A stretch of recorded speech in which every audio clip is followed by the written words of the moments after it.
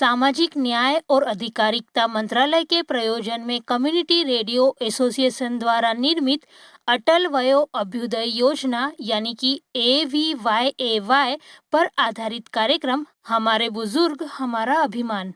Episode 1 वरिष्ठ नागरिक helpline. कौन सुनता है उनकी जो सालों से हमारी सुनते आए हैं, हमारे लिए मेहनत करते आए हैं।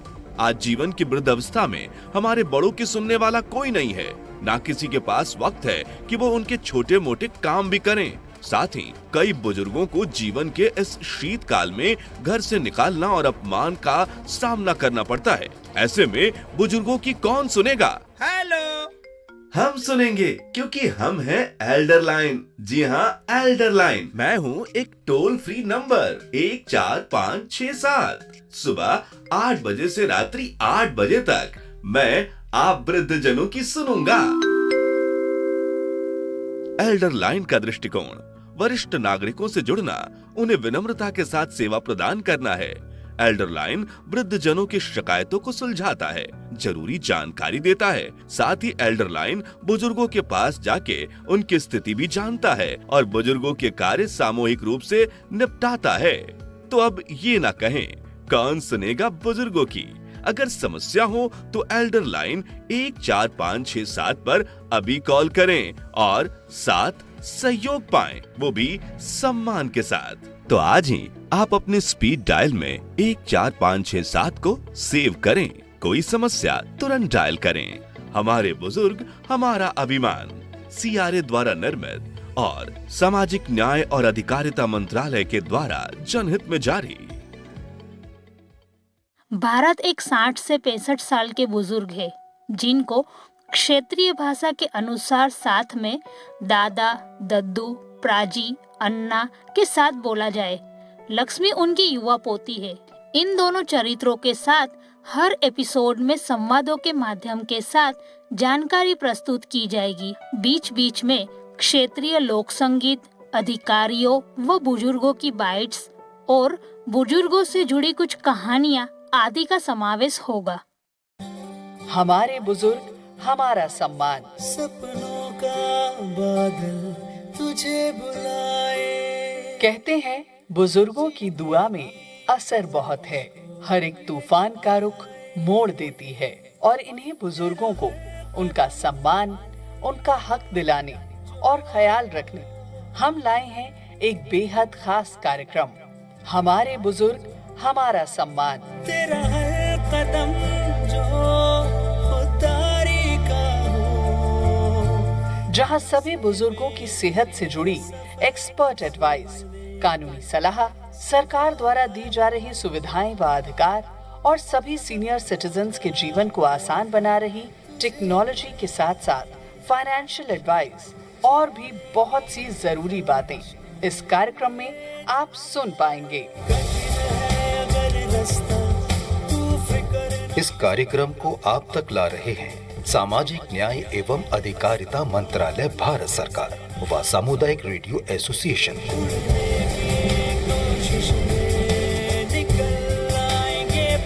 तो अपने बुजुर्गों को दीजिए सम्मान पूर्वक जीवन और अधिकार। कार्यक्रम हमारे बुजुर्ग हमारा सम्मान के साथ।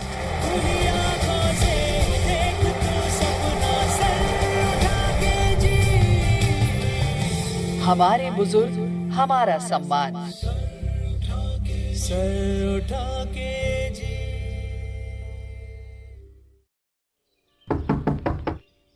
क्या मैं अंदर आऊं? आप तैयार हुए कि नहीं? बस बेटा 1 मिनट आया। वाह वाह, हम लड़कियों को तो लोग यूं ही बदनाम करते हैं। देखिए, मैं आपसे पहले तैयार हो गई और आपको अभी भी 1 मिनट चाहिए। तुम्हारी एनर्जी अभी उन्वान पर है, लेकिन हम हैंडल विथ केयर वाली पोजीशन में आ चुके हैं। व्हाट? मतलब? बाहर ठंड बढ़ गई है, गरम बनियान, मोजे, निकैप, इतना कुछ बहुत सारा पहनना पड़ता है, नहीं तो यू मीन मैं आपसे ज्यादा स्ट्रॉन्ग हूँ, राइट? हाँ, और इंटेलिजेंट भी हो।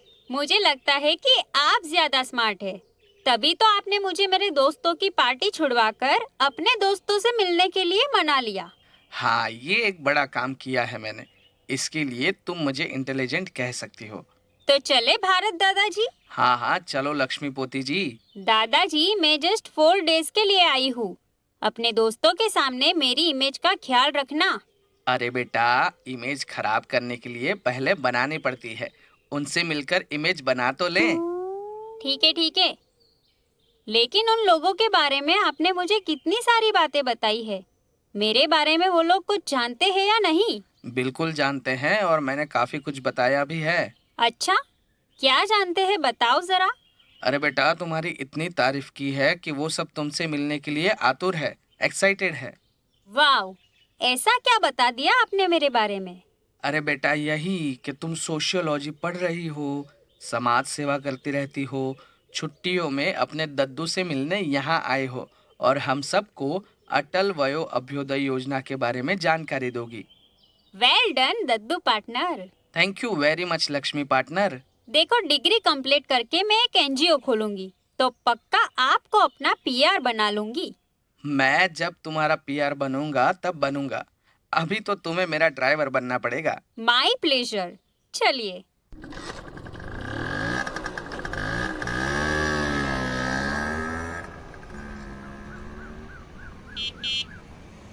चलो चलो, अभी सब पहुंच गए होंगे। अपने ड्राइवर पर भरोसा रखिए दद्दू, हम यूं पहुंच जाएंगे। बस आप रास्ते में वो वाला गाना सुनाते रहिएगा जो आपने अपने दोस्तों के साथ मिलके बनाया है। अरे पक्का।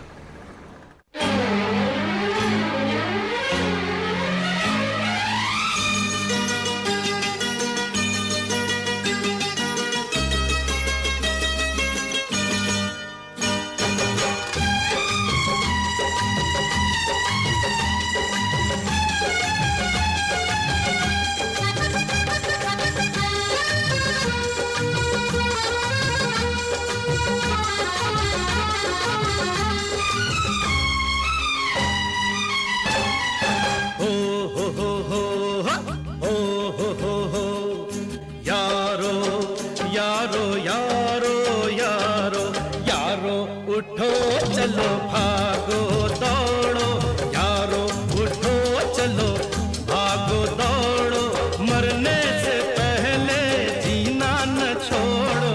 यारो यारो यारो यारो यारो उठो चलो भागो दौड़ो, यारो उठो चलो भागो दौड़ो, मरने से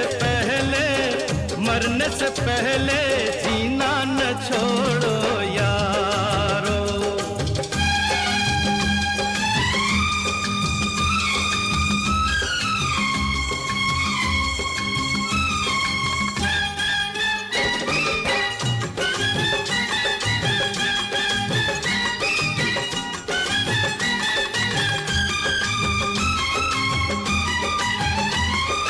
हम इन जवानों से हम इन जवानों से कम नहीं है, हम इन जवानों से कम नहीं है। ये हमसे है, इनसे हम नहीं है, इनसे हम नहीं है। तो इनके भरम को बस आज तोड़ो यारो, यारो उठो चलो भागो दौड़ो, मरने से पहले जीना न छोड़ो यारो।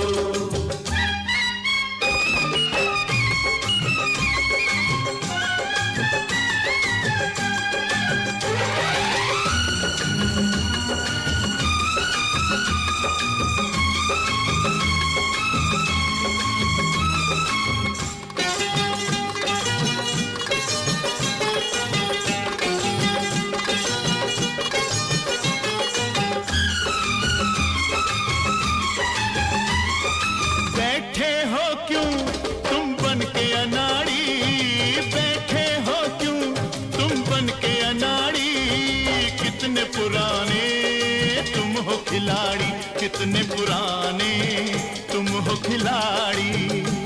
और खेलो खेलो ना ऐसे मैदान छोड़ो यारो, यारो उठो चलो भागो दौड़ो, मरने से पहले जीना न छोड़ो यारो।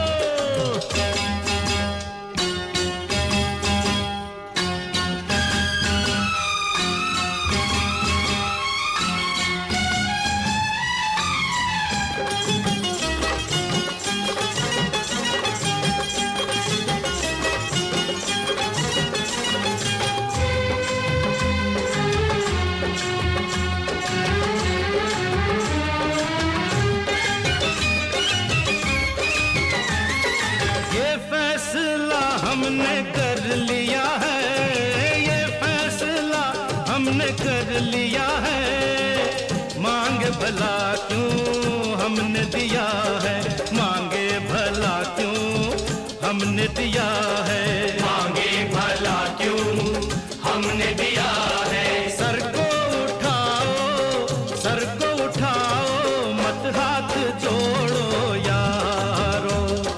यारो उठो चलो भागो दौड़ो, यारो उठो चलो भागो दौड़ो। मरने से पहले, मरने से पहले जीना न छोड़ो यारो।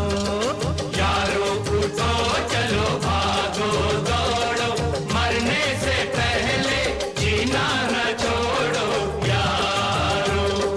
यारो उठो चलो भागो दौड़ो, मरने से पहले जीना न छोड़ो यारो।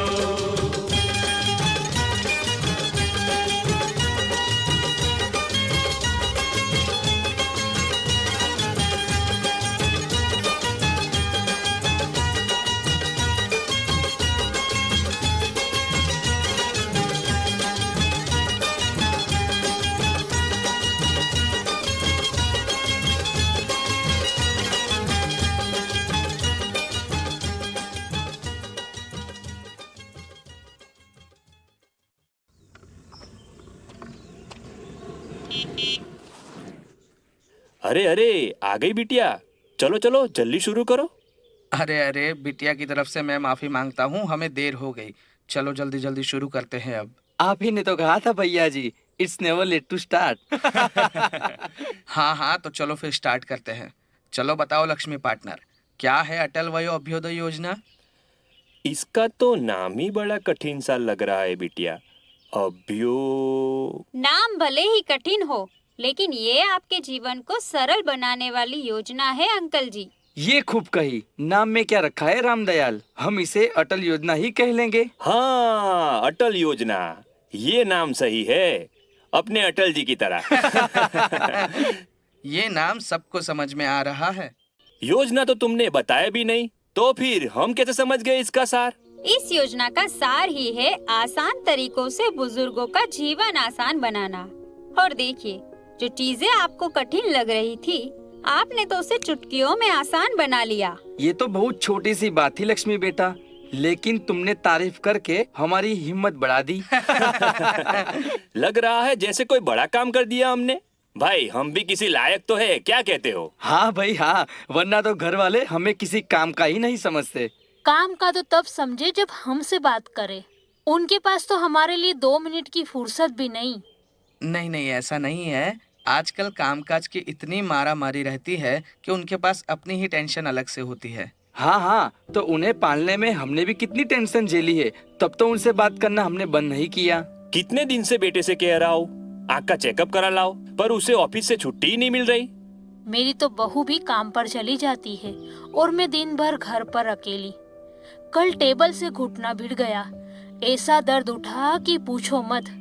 बिस्तर पर ही पड़ी रही। शाम को जब घर बहू आई, तब जाके एक गिलास पानी नसीब हुआ।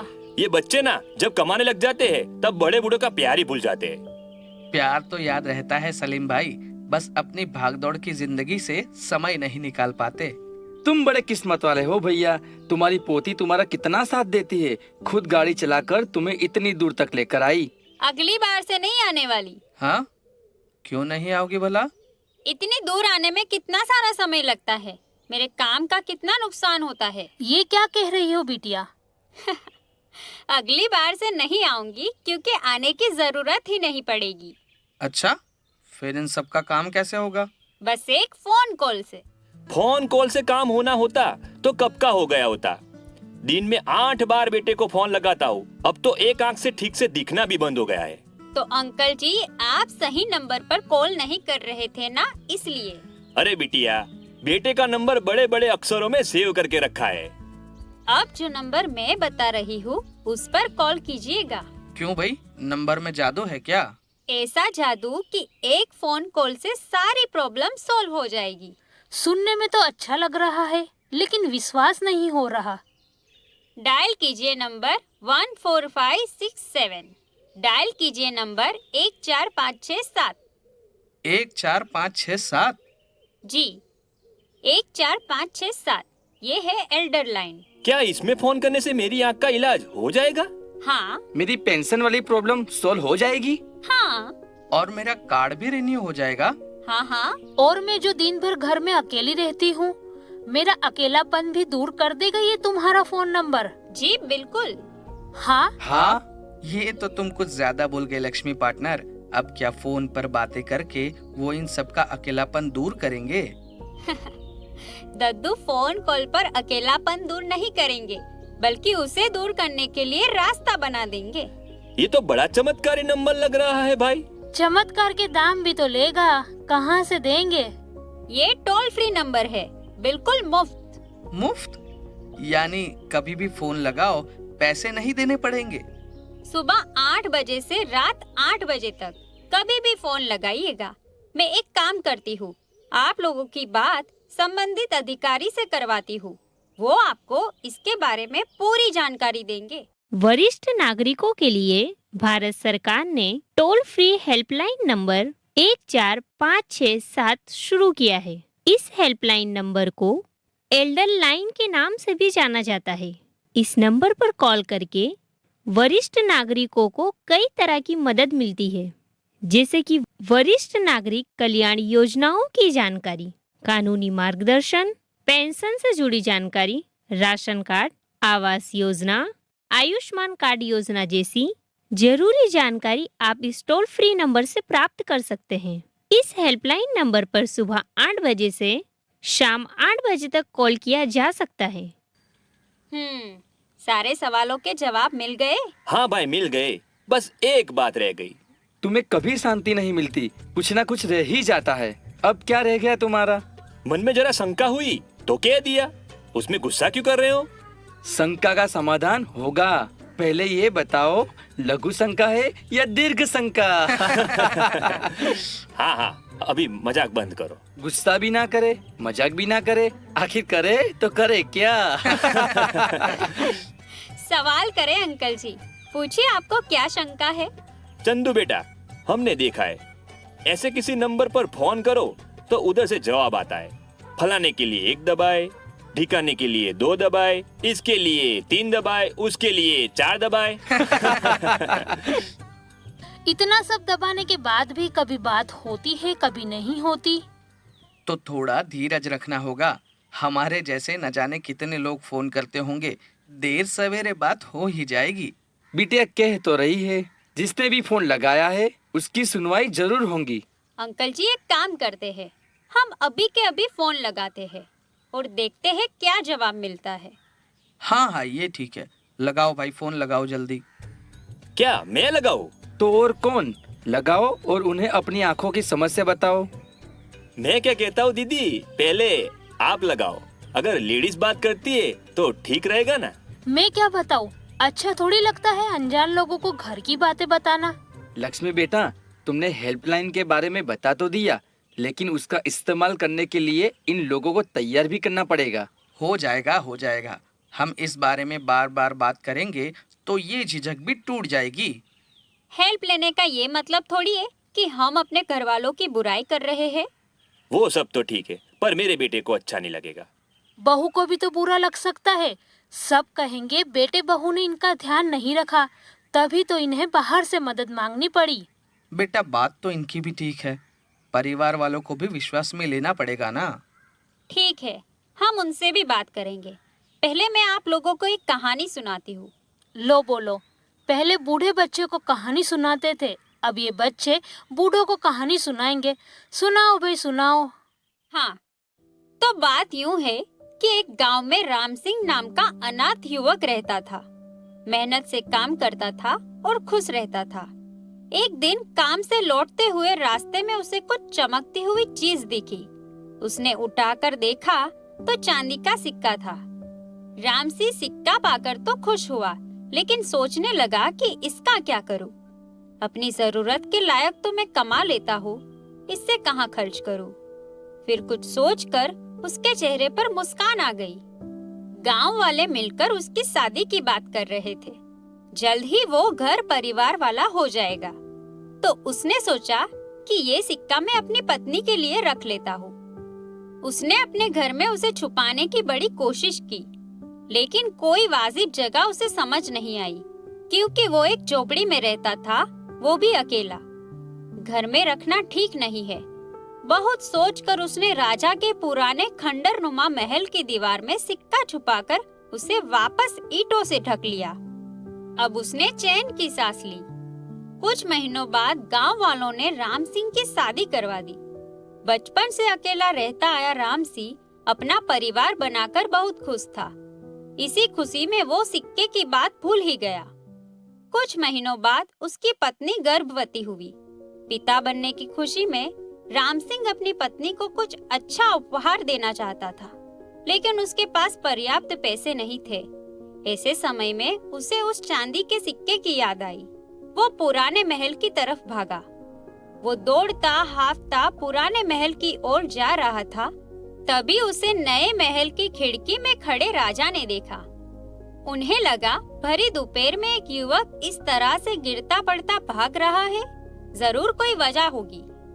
राजा बड़े दयालु थे। अपनी प्रजा का ख्याल रखना अपना पहला कर्तव्य मानते थे। उन्होंने सैनिक को भेजकर युवक को बुलवा लिया। जब राजा ने राम सिंह से उसके बहसबाजी का कारण पूछा, तो उसने बताया कि महाराज, आपके पुराने महल में मैंने अपना खजाना छुपा रखा है। राजा को आश्चर्य हुआ। खजाना? चांदी के सिक्के हैं महाराज। तुम इतने अमीर तो नहीं दिखते कि तुम्हारे पास कोई खजाना हो सकता है। फिर भी कितने सिक्के हैं, हम तुम्हें दे देते हैं। इसके लिए तुम्हें अपनी जान दांव पर लगाने की जरूरत नहीं है। प्रजा की रक्षा करना हमारा पहला धर्म है। कितने सिक्के हैं? 1000? नहीं महाराज। 100? नहीं महाराज। तो 1 दर्जन सिक्कों के लिए तुम भरी दोपहर में इस तरह क्यों भाग रहे हो? 1 दर्जन तो नहीं है महाराज, राम सिंह ने सरलता से कहा। तो फिर? राजा ने पूछा। मैंने वहां दीवार के बीच में चांदी का 1 सिक्का छुपाया है। अब राजा हंसने लगे। बोले, हमें तुम्हारी ईमानदारी बहुत अच्छी लगी। तुम 1000 सिक्के भी कह सकते थे, लेकिन तुमने झूठ नहीं बोला। चलो हम तुम्हें 1000 सिक्के देते हैं। राम सिंह कुछ देर तो चुप ही रह गया। फिर उसने विनम्रता से कहा, आपका बहुत बहुत आभार महाराज, लेकिन वो सिक्का मेरा अपना खजाना है। मैं पहली बार पिता बनने वाला हूँ, तो अपनी पत्नी को दान के रुपयों से उपहार नहीं देना चाहता। राजा को बड़ा आश्चर्य हुआ कि इतने सामान्य युवक में इतना स्वाभिमान भरा है। लेकिन अब बात राजहट की थी। राजा एक साधारण युवक के हाथों स्वयं को अपमानित महसूस कर रहे थे। उन्होंने ऊंचे स्वर में कहा, हम तुम्हें 5000 सिक्के देते हैं, तुम यहीं से वापस लौट जाओ। राम सिंह समझ गया कि यदि राजा की बात न मानी तो प्राण जाएंगे, लेकिन वो अपना सिक्का किसी भी कीमत पर पाना चाहता था।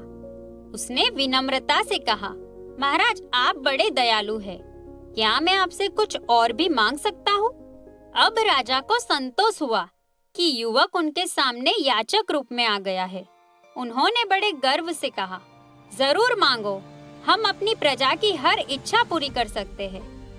राम सिंह ने अपने हाथ जोड़कर कहा, महाराज मैं बचपन से छोटे से झोपड़े में रहता आया हूँ। अब मेरा परिवार बन रहा है। क्या मुझे थोड़ी जमीन मिल सकती है जहाँ अपने लिए पक्का घर बना सकूं? राजा ने खुश होकर कहा, राज्य के किसी भी हिस्से में जहाँ तुम चाहो, हम तुम्हें 5 एकड़ जमीन देने की घोषणा करते हैं। राम सिंह ने हाथ जोड़कर कहा, महाराज इस महल की उत्तरी दिशा में। राजा ने कहा, बहुत खूब, तुम्हें पता है कि पुराना खंडर इस महल की उत्तर दिशा में ही है। तुमने हमारी आज्ञा भी मान ली और अपना खजाना भी पा लिया। तुम ईमानदार, मेहनती, बुद्धिमान होने के साथ साथ दृढ़ निश्चयी भी हो। तो कहानी का सार ये है कि जो हम पाना चाहते हैं उसके लिए लगातार कोशिश करते रहने से हमारे विरोधी भी हमारा साथ देने को विवश हो जाते हैं। शाबाश लक्ष्मी पार्टनर, जो बात सीधी तरह समझ नहीं आई वो तुमने कहानी के जरिए समझा दिया। क्या समझा आपने, बताइए जरा। यही कि जैसा अभी तुमने हमें इस हेल्पलाइन के बारे में जानकारी दी, वैसे हम भी अपने दोस्तों को जानकारी देंगे। तुम्हारी बातों को सुनने के बाद जैसे हमने कई बातें कही कि मेरे बेटे को अच्छा नहीं लगेगा, बहू बुरा मान जाएगी, ऐसी और भी कई बातें वो हमसे कहेंगे, लेकिन बिल्कुल तुम्हारी तरह हमें हार नहीं मानना है, कोशिश करते रहना है और जब भी मौका मिले अपने दोस्तों से ये जानकारी साझा करनी है, क्योंकि ये बातें हमारे बच्चों के नुकसान की नहीं बल्कि हमारे फायदे की है। शाबाश दादाजी पार्टनर। क्यों अंकल जी, अब तो कॉल करेंगे ना? हाँ हाँ, आप 1 4 5 6 7 पर कॉल कीजिए, फिर मैं आपको कॉल करूंगी। मेरा फोन उठाएंगे ना?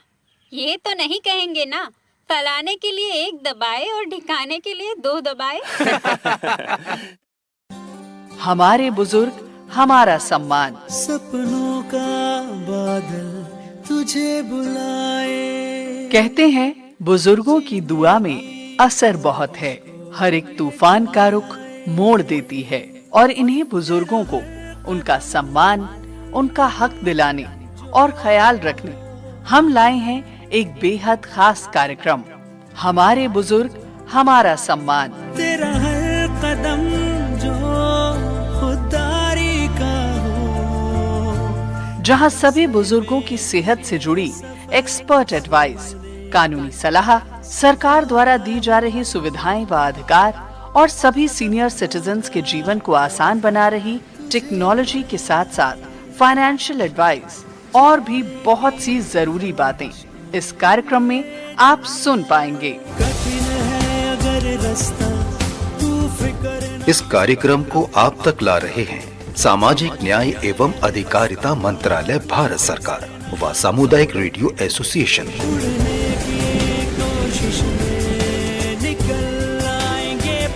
तो अपने बुजुर्गों को दीजिए सम्मान पूर्वक जीवन और अधिकार। कार्यक्रम हमारे बुजुर्ग हमारा सम्मान के साथ।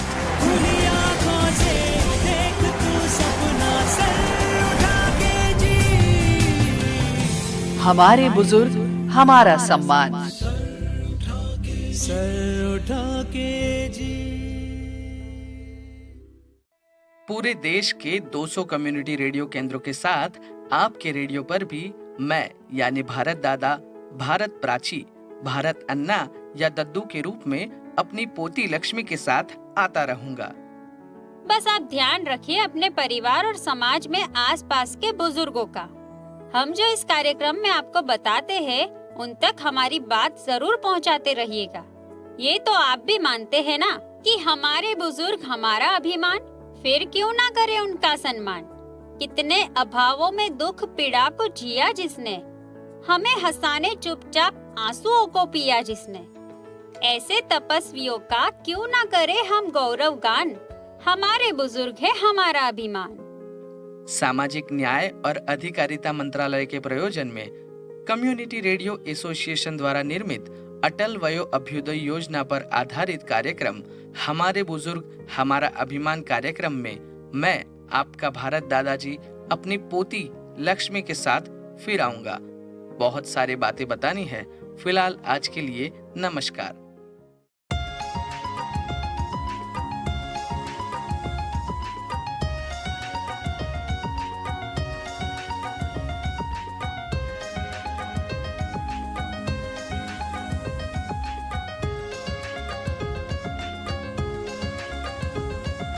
नहीं सांभळेला अहमदाबाद।